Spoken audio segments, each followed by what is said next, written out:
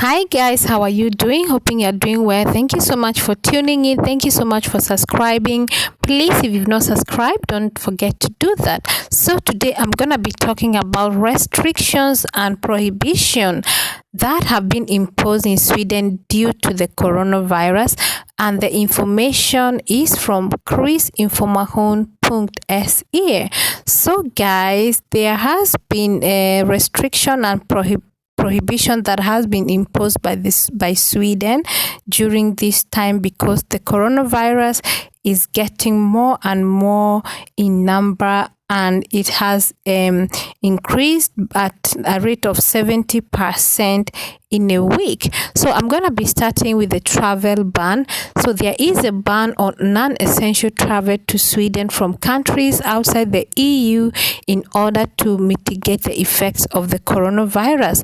So the following are exempt from the entry ban: Swedish citizen, family members of Swedish citizen who work for a Swedish company, a Swedish agency, or an international organization abroad if their employer has recalled the employee or the person accompanying them, citizen of another EEA state, the UK or Switzerland, or family members of an EEA citizen or citizens of the UK or Switzerland, person with a residence permit or right of residence in Sweden or the EU, and person who have a valid national visa for entry into Sweden. Foreigners who have particularly urgent needs or who are to carry out essential function in Sweden may be exempt, for example, healthcare professional, transport workers engaged in the haulage of goods, e.g.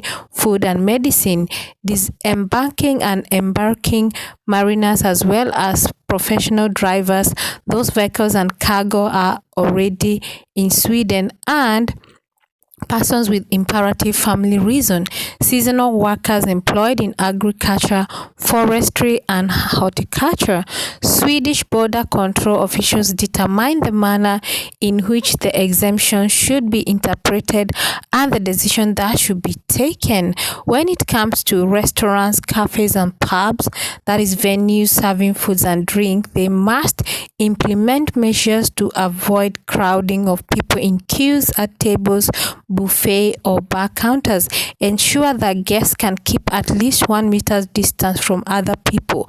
Only serve food and drink to guests who are seated at a table or a bar counter.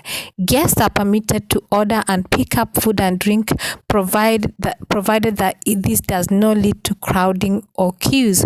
Offer guests the opportunity to wash their hands thoroughly with soap and water, or offer them hand sanitizer, and also inform guests about how they can decrease the risk for spreading infection. So guys, another thing is about public gatherings.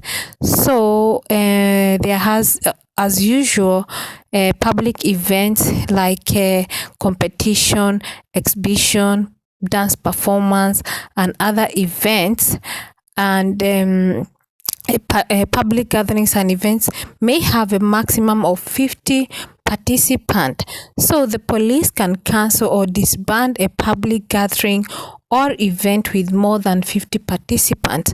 So anyone who organizes an event that violates the ban can face a fine or prison sentence of a maximum of 6 months. So like I said, public gatherings that include gatherings such as a demonstration, lectures and speeches, gatherings for religious practice, and so on. So the rule is 50 participants. So, and they say the police can cancel or disband a public gathering or event with more than 50 participants, and anyone who organizes an event that violates the ban can face a fine or prison sentence of maximum 6 months. And also guys, there are also stricter guidelines for Stockholm, and this was since 29th of October. Everyone in Stockholm is urged to refrain from visits to indoor environments such as shops, shopping malls, museums, libraries, swimming pools, and gyms. Necessary visits to grocery store and pharmacies are allowed. Refrain from participating in gatherings such as meetings, concerts, performances, sports, training matches and competition. However, this does not apply to sport training for children and young people born in 2005 or later. If possible, physical contact with people other than those with whom you live should be avoided.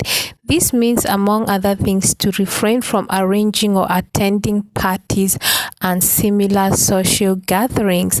So I remember that not quite long ago, the clubs were opened and people just there started partying and went all out. And it didn't take so much time before the Riksdagen or the Swedish government said that clubs are no longer allowed to hold. So the advice is applicable till 19th of November, but may be extended. So you can read more about this stricter guidelines for Stockholm on krisinformation.se. They have information there and updated information.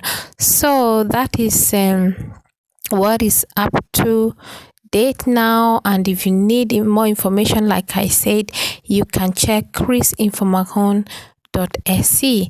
So guys, thank you so much for tuning in, and I'll see you in my next video.